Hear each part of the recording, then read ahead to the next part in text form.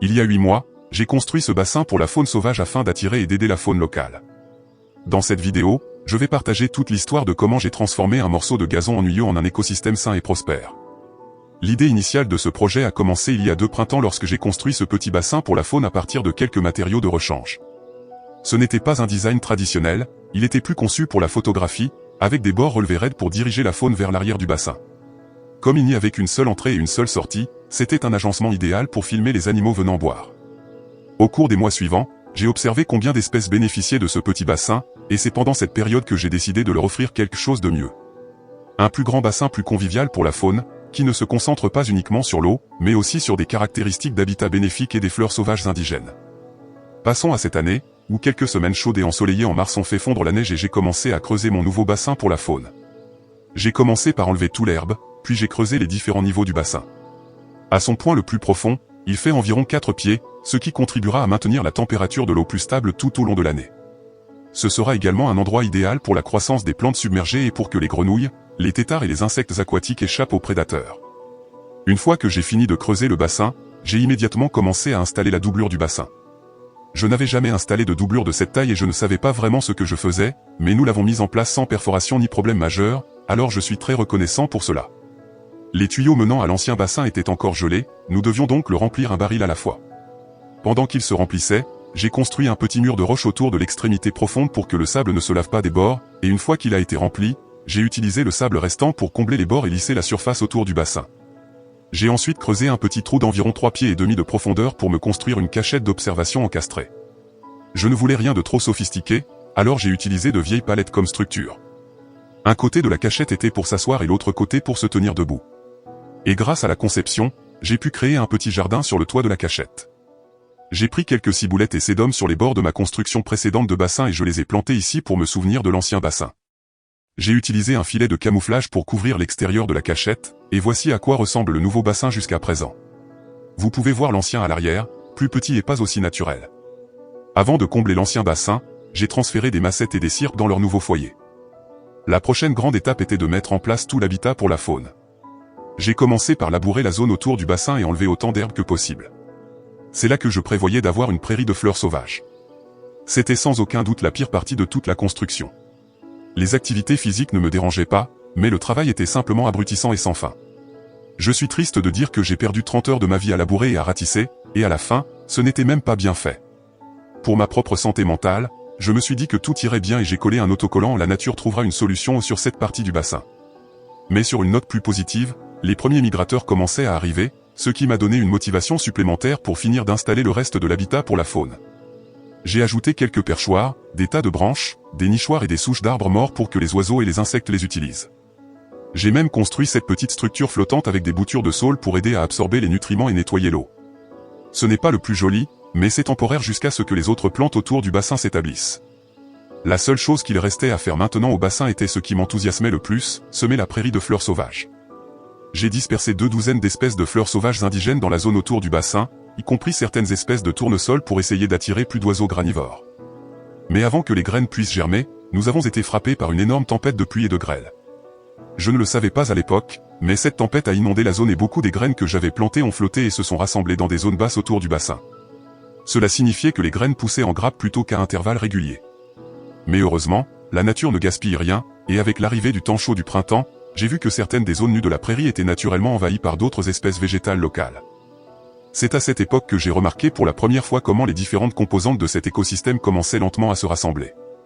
Les coléoptères plongeurs, les nageurs sur le dos et les patineurs de surface étaient les premiers à arriver.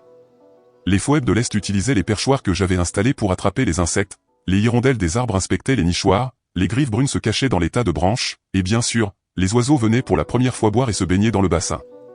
Sur le petit jardin de toit, les ciboulettes que j'avais transplantées étaient l'une des premières plantes à fleurir.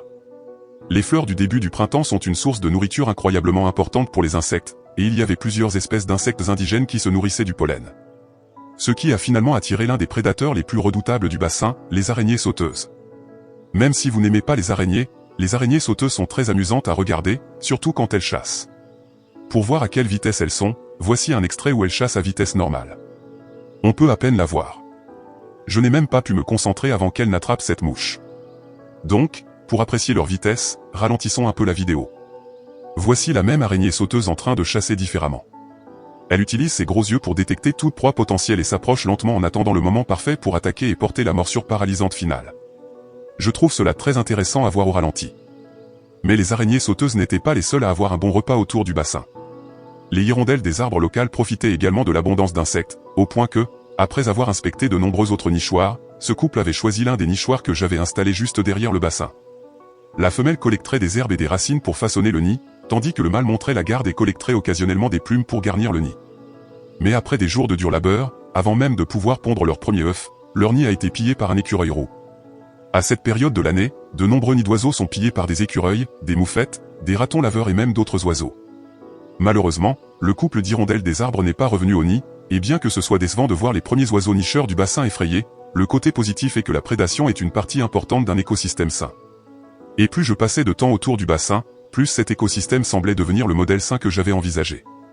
Quelques grenouilles avaient emménagé et commencé à se reproduire, des lapins de Garenne de l'Est se nourrissaient des plantes, les oiseaux chantaient, les colibris virevoltaient, et j'ai même obtenu mes premières vidéos d'une espèce secrète, la bécasse d'Amérique. Avec l'excitation que je ressentais pour le succès que nous avions jusqu'à présent, je ne pensais vraiment pas que cela pourrait être encore mieux. Mais l'été était arrivé et était prêt à me prouver le contraire. L'été est le moment où tout mon travail acharné porte ses fruits. Le temps chaud combiné à quelques averses ont donné aux plantes exactement ce dont elles avaient besoin pour se développer. La plupart des espaces vides au sol ont commencé à se remplir d'une variété de plantes et nous avons commencé à voir les premières touches de couleur dans la prairie. L'une des plantes les plus actives au début était une espèce appelée kénopode blanc. Beaucoup d'entre eux étaient recouverts de colonies de fourmis qui cultivaient des colonies de pucerons. Les fourmis protègent les pucerons des prédateurs et les transportent dans leur bouche vers les parties les plus juteuses de la plante. En échange, les pucerons, qui sont de petits insectes suceurs de sève, produisent un produit de déchets sucrés appelé miela. Et les fourmis se nourrissent de cette substance riche en énergie, ce qui leur donne une source de nourriture fiable tout au long des saisons. Pour les pucerons malheureux sans protecteur de fourmis, la majorité d'entre eux ont été attrapés par les coccinelles, aussi bien les adultes que les larves. Les coccinelles ont très bien réussi à gérer ce ravageur, car à mi-été, je ne pouvais plus trouver de pucerons autour du bassin. À ce moment-là, j'ai remarqué que la végétation autour du bassin était devenue très dense. En règle générale, les oiseaux ne se sentent pas en sécurité pour utiliser le bassin s'il est envahi, alors j'ai décidé de tondre une section derrière le bassin pour l'ouvrir, ainsi qu'un petit chemin autour de la zone. J'ai également effectué un changement d'eau de 50% dans le bassin pour essayer de réduire une partie des algues qui s'y étaient accumulées. J'ai ensuite ajouté une nouvelle fonctionnalité à la zone en construisant un bain de poussière. C'était très facile à faire, j'ai simplement recouvert une petite zone de sable et m'assuré qu'elle était en plein soleil pour absorber la chaleur. Et en une journée, les premiers oiseaux ont commencé à les utiliser. Se baigner dans la poussière est une étape importante pour les oiseaux pour maintenir une bonne qualité de plume, et le sable peut aider à minimiser les poux ou les acariens. Pendant que je construisais cela, j'ai vu un mâle hirondelle des arbres monter la garde près d'un autre nichoir que j'avais installé. Et après avoir inspecté, j'ai réalisé que c'était le même couple dont le nid avait été détruit par l'écureuil roux. Mais cette fois, ils ont eu beaucoup plus de succès. Au moment où je les ai trouvés, la femelle couvait déjà 5 œufs. Il n'a pas fallu longtemps avant que les petits ne naissent, et sur une période de 2 semaines, ils ont grandi rapidement et ont finalement accumulé suffisamment d'énergie pour quitter le nid. C'était notre premier nid réussi au bassin. Mais pendant cette période, à ma grande surprise, nous avons également une autre deuxième. Ces merlets bleus de l'Est étaient si secrets que je ne les avais même pas vus nicher au bassin avant quelques jours avant que les petits ne prennent leur envol. Heureusement, il y avait suffisamment de nourriture pour tous les jeunes oiseaux autour. Les fleurs sauvages étaient en plein essor et attiraient une abondance d'insectes au bassin. Les plantes d'Asclépiade en particulier abritaient des scarabées du lait, des scarabées des feuilles d'Asclépiade des marais, des chenilles du monarque et certains de nos amis les araignées sauteuses. Les rudbeckias attiraient une variété de papillons de nuit, de mouches et de prédateurs comme cette araignée crabe de la Verge d'Or. Les tournesols étaient dévorés par de petits groupes de chardonnerets, même les plantes dans le bassin étaient prospères. Les massettes et les cirques ont explosé, et je trouvais souvent des libellules émerger de leurs exosquelettes sur les feuilles. Les racines se propageaient également et absorbaient les nutriments, et l'eau était devenue si claire que je pouvais voir jusqu'au fond pour la première fois. Une chose qui m'a surpris lorsque j'ai regardé dans l'eau, c'est le manque de larves de moustiques. Il semble que les prédateurs aient vraiment bien géré leur population. Lorsque les œufs de moustiques éclosent, ils doivent tenter de survivre à une série de prédateurs dans l'eau, tels que les ditiques, les têtards de grenouilles vertes et les nymphes de libellules. S'ils ont la chance de devenir adultes, ils doivent ensuite faire face aux attaques des amphibiens, des araignées, des oiseaux, des chauves-souris et des insectes prédateurs tels que les demoiselles et les libellules. Une libellule peut manger jusqu'à 100 moustiques par jour, c'est pourquoi je ne me dérange pas vraiment d'avoir des moustiques autour. Ils contribuent à nourrir de nombreuses espèces différentes, et à l'arrivée de l'automne, leur population commençait déjà à décliner. L'automne a probablement été la période la plus difficile pour moi pour suivre ce qui se passait autour de l'étang. J'ai passé environ 2 mois hors de la province pour le travail, et lorsque j'étais dans la région, beaucoup de temps était consacré à un autre grand projet. Que je ne vais pas aborder ici, mais je suis très impatient de le partager enfin avec vous dans ma prochaine vidéo. Donc, après être revenu à l'étang après mon absence, j'ai rapidement réalisé que quelque chose avait causé des ravages à l'étang. La structure flottante pour les saules était toute déchirée, les massettes étaient piétinées, et j'ai remarqué que les grenouilles et les crapauds étaient très craintifs. Tout au long de la saison, ils s'étaient habitués à ma présence autour de l'étang, et ils n'étaient jamais vraiment effrayés. Mais maintenant, avec le moindre mouvement, ils sautaient simplement dans l'eau et se dirigeaient vers le fond. Mon meilleur guess est qu'ils étaient chassés par des ratons laveurs. J'ai vu certaines grenouilles s'asseoir sous et sur la structure flottante par le passé.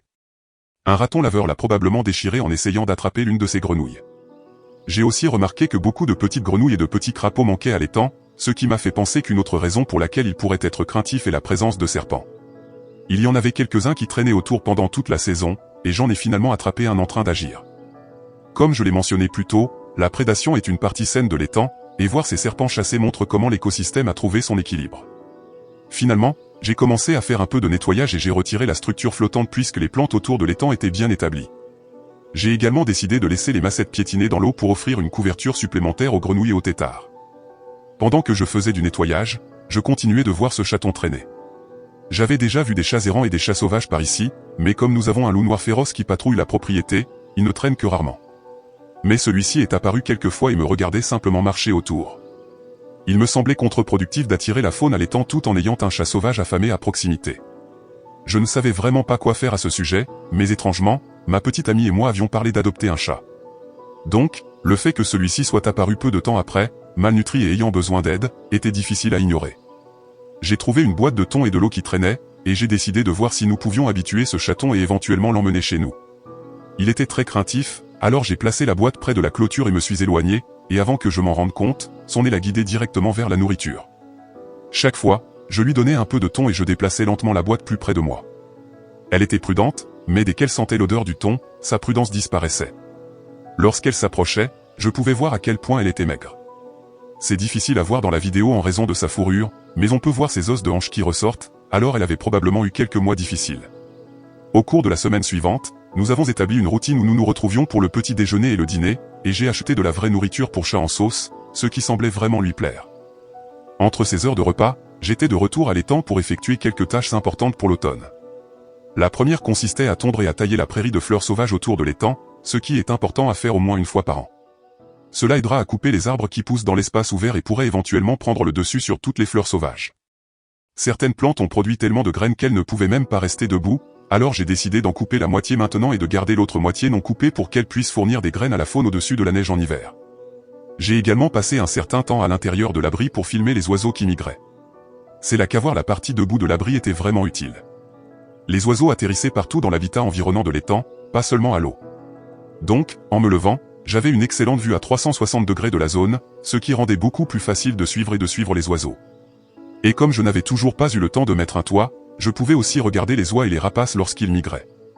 Les oiseaux chanteurs migrateurs arrivaient souvent à l'étang en ces troupes mixtes. La taille du groupe changeait de jour en jour, mais il y avait toujours les mêmes 6 espèces. Parmi les mangeurs de graines, il y avait des bruants à couronne blanche, des bruants chanteurs et des bruants des champs.